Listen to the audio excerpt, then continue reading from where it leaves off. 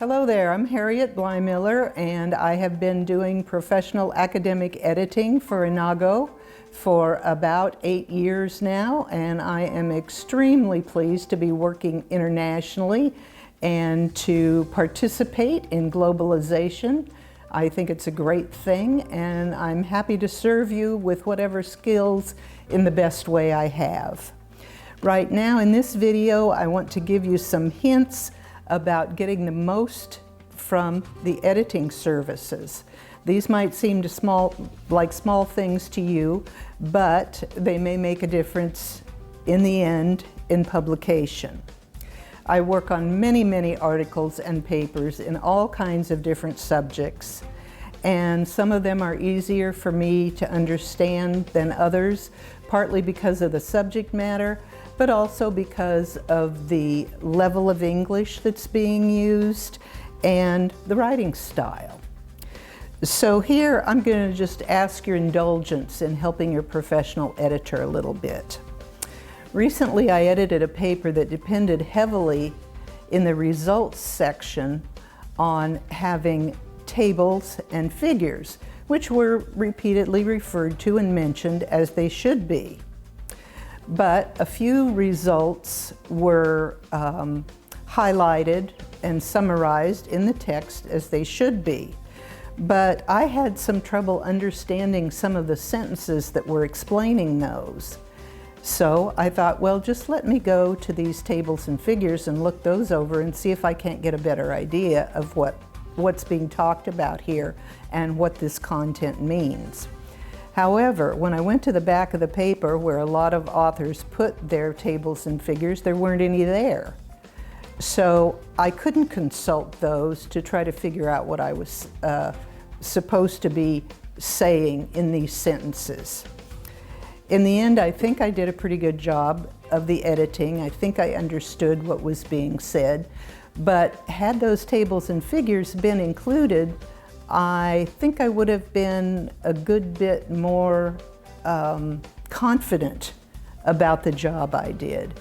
So I urge you, even if you don't want your tables and figures edited, or you don't want your table titles edited and your figure captions edited, please include those in the file just as references for your professional editor. They can really be a help sometimes. Okay, my next one is the references section itself. Please include that also, because for one thing, if I see a name of a reference author and I suspect there's something wrong with it or it might be spelled wrong, I want to go to the references and look that up and make sure that those two agree. For instance, the last name of Williams in English has 2 L's. If I see it spelled with 1 L in a citation, I don't know if that's purposeful or if that's a typo. But if I have the references, I can go and check, and I can help you out with that.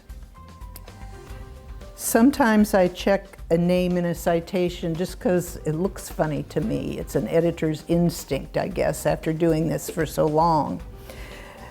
And if there is a problem and I can't resolve it because the references, there's a difficulty, I can at least alert the author to it. But if the references aren't there, then I can't alert the author to it, and something might go uncorrected.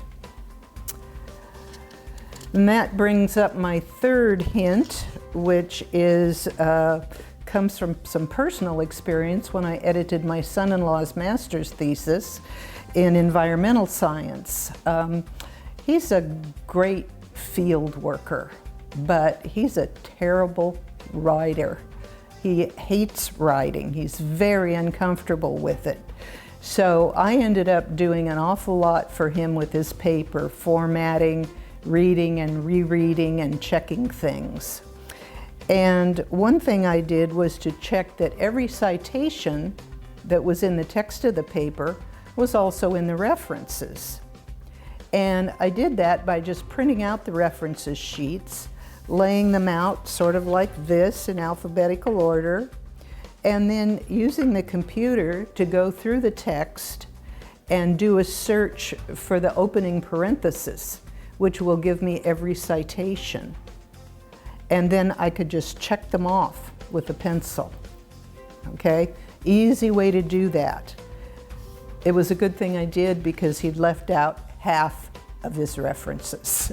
So that's a really important thing to do.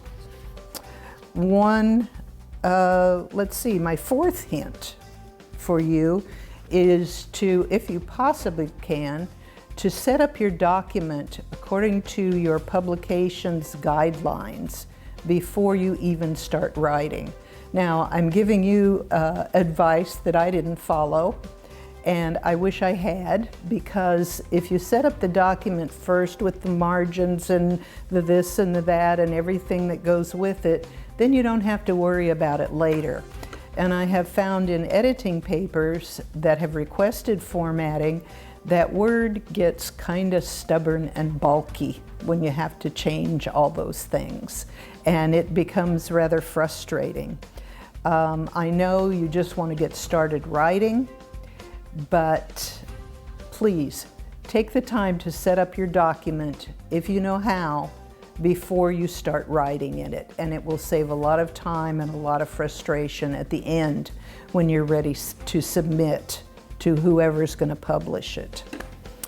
One last hint, and this is very minor, but it's very confusing for me, especially in papers that are in the discipline of philosophy. And that is, when you use a quotation, you use your opening quotation marks. But sometimes people forget the ending quotation marks.